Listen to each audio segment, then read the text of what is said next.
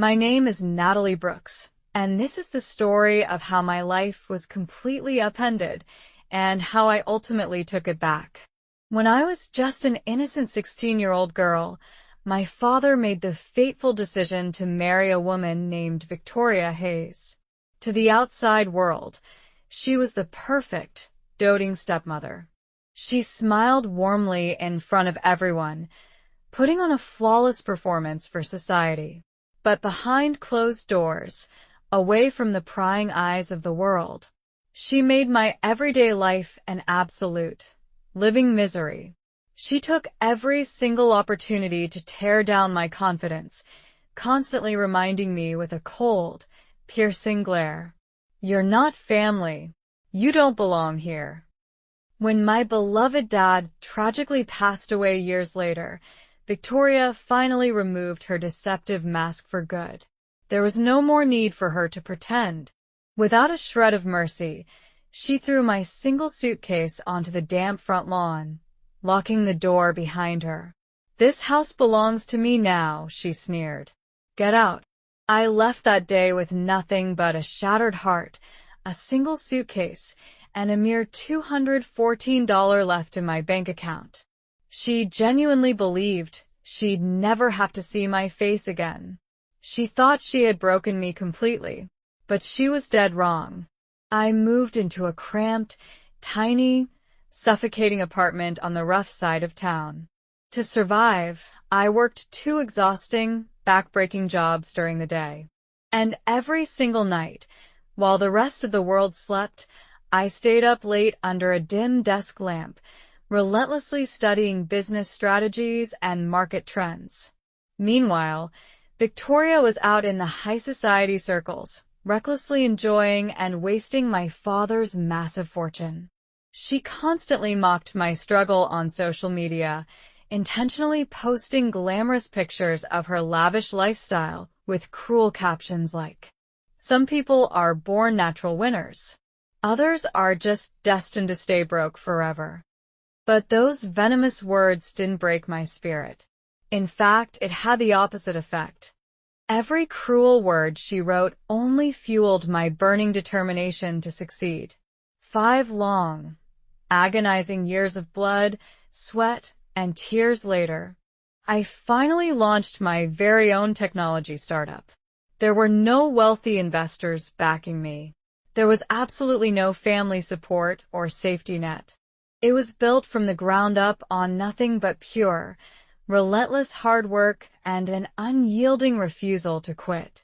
Then came the ultimate opportunity, the turning point I had been waiting for. One morning, my assistant rushed into my office, visibly panicked and breathless.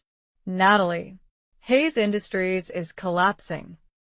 I froze in absolute shock. That wasn't just any company.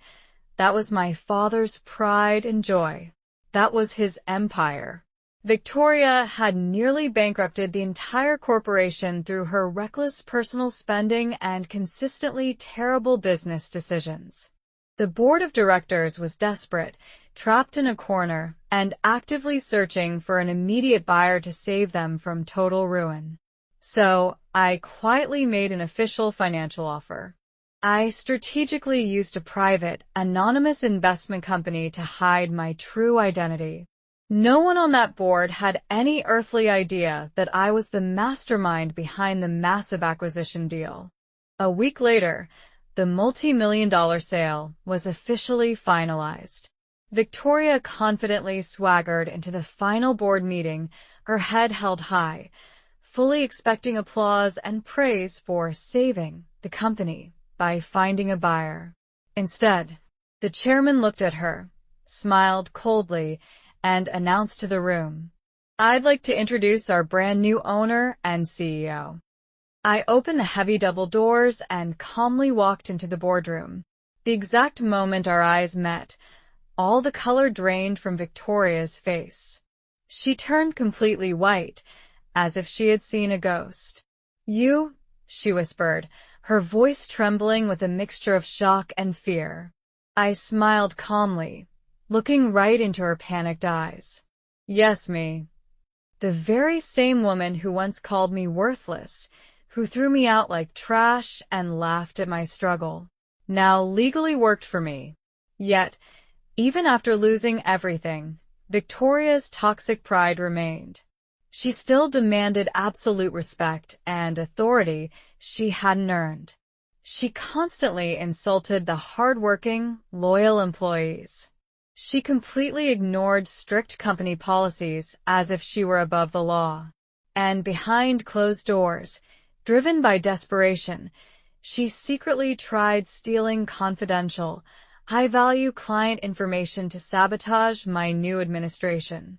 But she forgot one critical, fatal thing. Every single corner of this modern office was equipped with high-definition security cameras. Every single email she sent from the corporate server was being strictly monitored.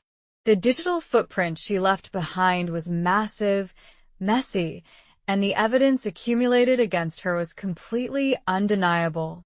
At the very next emergency board meeting, I stepped up to the podium and presented the undeniable proof directly to the board. The directors didn't hesitate for a single second. They voted unanimously on the spot. Victoria was terminated from her position immediately, stripped of all power. As two uniformed security guards stepped in and escorted her out of the building in front of the entire whispering staff, she stopped. She looked back at me with eyes full of pure, unfiltered hatred and whispered, "You ruined my life." I looked back at her, entirely calm, completely at peace, and replied, "No, Victoria. You ruined your own." With her toxic presence finally removed from the building, I began the heavy, rewarding work to rebuild the company my father had loved so deeply. The employees finally received the better, fairer salaries they had earned and deserved. Company profits doubled within just a few short months. The toxic, fearful environment completely disappeared, and the workplace became a supportive, thriving family once again. One quiet evening, after everyone had left, I stood all alone in my dad's old executive office, looking out at the glittering lights of the city. His beautifully framed photo sat right there in the center of the massive mahogany desk. I looked down at his familiar smile, and for the first time in years, I smiled back with tears in my eyes.